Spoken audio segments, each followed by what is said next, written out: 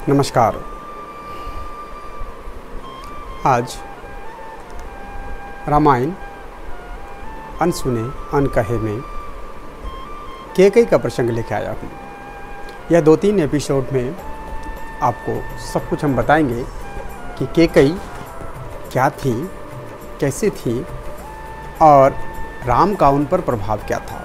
और इसमें मैं फर्स्ट में ये भी बताऊंगा कि राम क्या थे जो राम बन गए, क्या व्यवहार था, क्या अयोध्या के प्रति लोगों के अंदर उन्होंने जादू चलाया था कि अयोध्या उसी समय राममय हो चुके थे। राम के शिक्षा के बावजूद भी राम ने ऐसे क्या प्राप्त किया था जो दशरथ फूले नहीं समा रहे थे। कौशल्या, कैकेयी और खासकर सुमित्रा निछावर हो गई थी राम के ऊपर।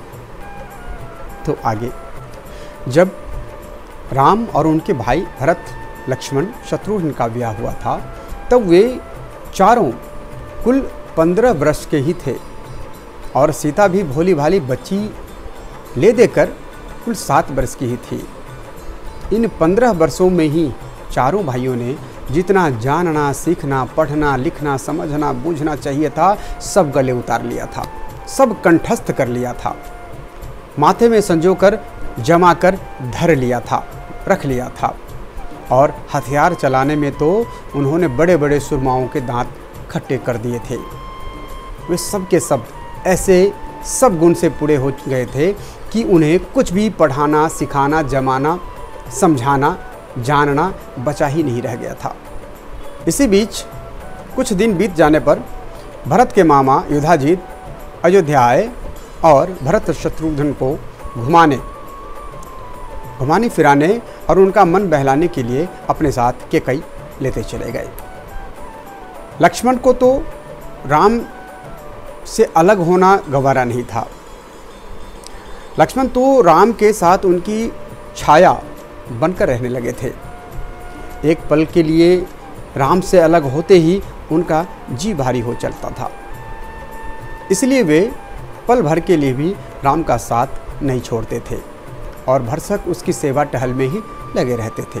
राम भी उन्हें जी जान से इतना मानते थे कि भूल कर भी आंखों से अपने आंखों से ओझल नहीं होने देते थे। राम तो देखने में ही ऐसे सोलोने और मनभावने थे कि जो उन्हें देखता वो टकटकी लगाए उनकी तरफ देखता ही रहता। ताड़का और सुबाहु को ढेर करके और उनके साथी राक्षसों को धरती पर धूल चटाकर उन्होंने वह नाम कमा लिया था कि अपने आप को बहुत बड़े सुरमा मानने वाले, बड़े बड़े धाकर लड़ाके भी श्री राम का लोहा मानने लगे थे। वे इतने हंसमुख थे कि जो भी उनके पास आता और एक बार भी उनसे मिल लेता वह उनका ही हो जाता। वे सबसे ऐसे प्यार से बातें करते जैसे वे बरसों से उनके लंगोटिया यार हो। जब देखो तब वे किसी न किसी के भलाई में ही लगे रहते थे।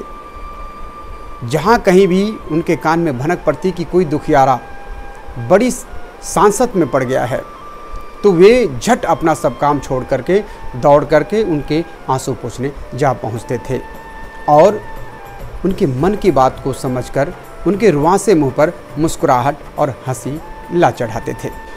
वे जिसका हाथ पकड़कर अपना लेते थे उसका सुख दुख वे अपना सुख दुख समझने लगते थे।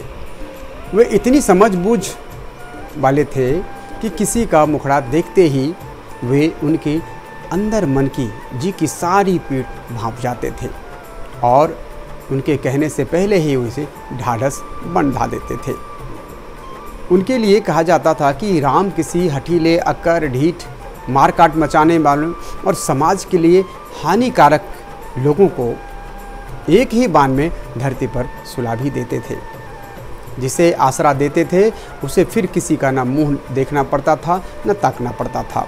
उनके पास कोई मांगने आ जाता तो खुले हाथों से, खुली मुट्ठी से उसे इतना दे डालते थे कि उसे फिर किसी के आगे जीवन में हाथ पसारना नहीं पड़ता था, झोली फैलाना नहीं पड़ता था, गिड़गिड़ाना नहीं पड़ता था। और उनके मुंह से जो बात निकल जाती वो ऐसे पत्थर की लकीर बन जाती कि उसे पूरा किए बिना उन्हें चैन नहीं मिलती थी। बहुत बड़े कवि वाल्मीकि जी ने तो उनके लिए यहाँ तक कह डाला था कि जिसे धर्म देखना हो वो राम को देख लो। वे सदा अपने बड़े बूढ़ों और गुरुओं के पास उठते बैठते सदा उनकी रस भरी और गुण भरी बातों को सुनते रहते थे। उनकी सेवा टहल में लगे रहते थे, जिससे वे सभी का मन जीत बैठे थे। इतना ही नहीं, गाने बजाने में भी वो सबको मंत्रमुग्ध कर देते थे। सभी कुछ का ज्ञान अपने अंदर समाये हुए थे। बड़े बड़े गवैये भजंत्रियों के सामने वो कभी पीछे नहीं हटते थे, सबों का मुख मलिन कर देते थे। हाथी घोड़े की सवारी भी उन्होंने ऐसे साध लिए थे कि बड़े बड़े मतवाले हाथी भी उनके आगे घुटने टेक देते थे, और अड़ियल से अड़ियल नटखट घोड़े भी उनका हाथ पुट्ठे पर पड़ते ही गौ बन जाते थे। कोई भी ऐसा भला गुण नहीं था जिसमें वो 21 ना हो जाए, 21 ना हो। क्या था जो ये नहीं जानते थे? कौन सा ऐसा गुण था जो उनकी आंखों से ओझल हो गए हों? कौन सा भला ऐसा काम था जो उन्हें नहीं आता था? वह सब देख सुनकर अयोध्या के बड़े बड़े पंडित और सब गुणपुरे बड़े समझदार गुणी लोग राजा दशरथ के पास आकर राम की बड़ाई के ऐसे ऐसे पोल बांधते रहते थे कि राजा दशरथ फूले नहीं समाते थे, फूल उठते थे, निहाल हो जाते थे। बस एक दिन उन्होंने मन में ठान लिया कि लाओ अपने जीते जी राम को ही गद्दी सौंप दूं और रानियों के साथ जंगल में वैसे ही जातब करूं जैसे रघुकुल घराने के पुरखे लोग सदा करते आ रहे हैं। राम जी और उसके पराक्रम, उसकी बुद्धि, उसकी शालीनता के बारे में हमने इसमें जाना। क्यों राम राम हो गए थे हमने इसमें जाना।